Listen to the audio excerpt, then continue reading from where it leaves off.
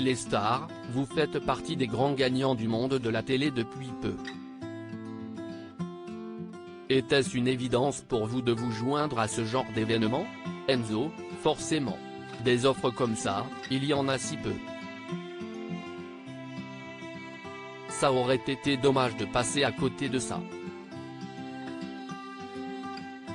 Et puis j'avais vraiment envie de cette expérience. Une fois, dans le Grand Slam, on m'avait demandé à quel autre jeu j'aimerais participer. J'avais répondu que si je remportais assez, j'étais intéressé par le quiz des champions. Pour quelle association jouez-vous? J'ai choisi le Sidaction. J'avais déjà fait un don au mois de mars. Partiez-vous confiant? Pas vraiment. Je me voyais perdre dès les premières manches.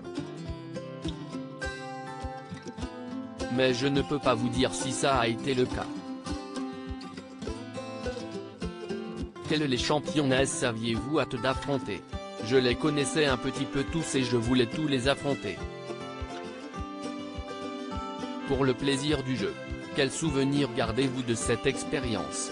C'était ma première rencontre avec Arthur, le deuxième plus grand champion de slam, note de la rédaction, et ça s'est super bien passé.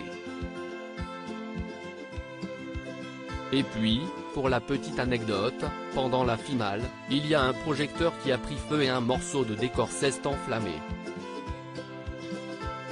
Avec quel champion aimeriez-vous vous retrouver en finale? Xavier, Sébastien, Christophe, Marie-Christine ou Colette? Christophe et Colette ont fait plus de 10 victoires à question pour un champion, Marie-Christine est la plus grande championne de tout le monde veut prendre sa place et Xavier fait de très belles performances dans les 12 coups de midi. Quant à Sébastien, on l'a vu à l'œuvre dans plein de jeux télévisés et il a souvent cartonné.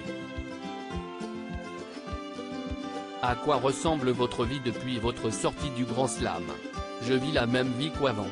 Je ne suis toujours pas dans une grande villa avec quelques prostituées à côté, rire. Votre aventure dans le Grand Slam a duré presque un an. Est-ce que l'émission vous manque? Un petit peu, parfois et ça me donne envie de participer à d'autres jeux. Je pense que dans quelques mois, je passerai les castings de tout le monde à son mot à dire. Ça me plaît parce que si est une émission dans laquelle on joue avec les mots. En revanche, je ne vous cache pas qu'il va falloir que je comble mes lacunes en cinéma et en musique. Dans la manche 3, les détournements sont souvent des détournements de titres de chansons. Vous avez remporté 239 500 €. Quoi avez-vous fait de ces gains? J'ai changé d'ordinateur mais pour le reste, je le garde bien au chaud dans des livrets. Si le quiz des champions revient l'année prochaine, souhaiteriez-vous y participer? Bien sûr. J'aimerais bien rencontrer de nouveaux champions et peut-être me mesurer à Francis. On a fait le même jeu et il a remporté 2 fois le quiz des champions, donc il y a du niveau. J'aimerais aussi affronter Grégory, le recordman de tout le monde a son mot à dire. Encore un monstre sacré des jeux.